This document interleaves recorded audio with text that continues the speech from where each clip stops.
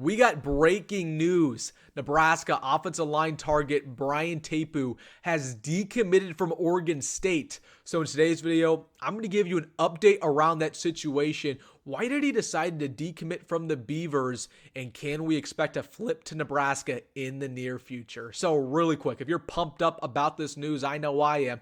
Make sure to hit that like button. And while you're at it, please subscribe to the channel. If you're new here, my name is Wilson Dittman. I post a video about Nebraska football and Nebraska recruiting breaking news every single day.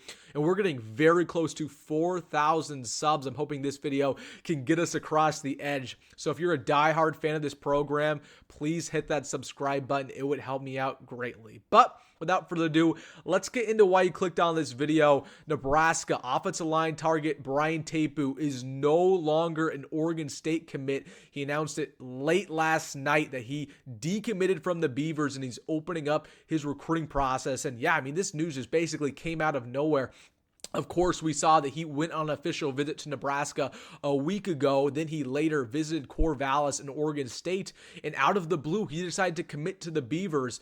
And that was news to a lot of Nebraska fans, including myself. A lot of people projected him to commit to Nebraska. If you looked at 24/7, you looked at On3, many crystal balls, many experts said that he was going to be a Husker, but then the Beavers swooped in last second to get him. Now, 3 days later, he decides to decommit. So why did that happen? Why is he no longer a Beaver commit?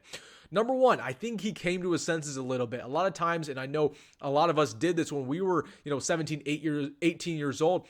A lot of times we make decisions based on our emotions, based on our raw instincts. And I think he had a great visit to Corvallis and he thought, hey, why not? I'm going to become a Beaver. And then later when he was thinking about it, Monday, Tuesday, Wednesday night, he said, hey, Nebraska recruited me at a high level. I'm going to open up my recruiting process because honestly, Oregon State might not be the place for me. And number two, I think he came to his senses in terms of where Nebraska is going and where Oregon State is going as a program. Now, I respect Oregon State completely. They're a very good college football team. However, they're in the Pac-2 now. They are no longer in Power 4 football. Nebraska's in the Big Ten. Now, if Brian Tapu wants to go to the NFL, if he wants to succeed at the next level, Nebraska is the place for him to go. And a lot of times, these international recruits, Brian Tapu is a kid who's originally from New Zealand. They don't understand how conferences work in Power 5 football. They don't understand the difference between, a program like Nebraska and a program like a Utah or a Utah State. They don't understand the difference between Big Ten and the Pac-2. So I think that he really got educated about that. I think whether that was Nebraska staff that contacted him to say, hey, maybe this is in your best interest. So man, big news that he opened up his recruiting process. Now, will he commit to Nebraska in the near future? Yes, I absolutely believe he will, whether that's today, whether that's tomorrow. I think it's going to be very quick. This is a guy that by all accounts should have committed to Nebraska the first time, and he's the real deal as a prospect. 3-star kid coming out of Utah. I mean, just an absolute mauler. Listed at 6'8", 300 pounds. And yeah, he's going to be the real deal for Nebraska on that offensive line.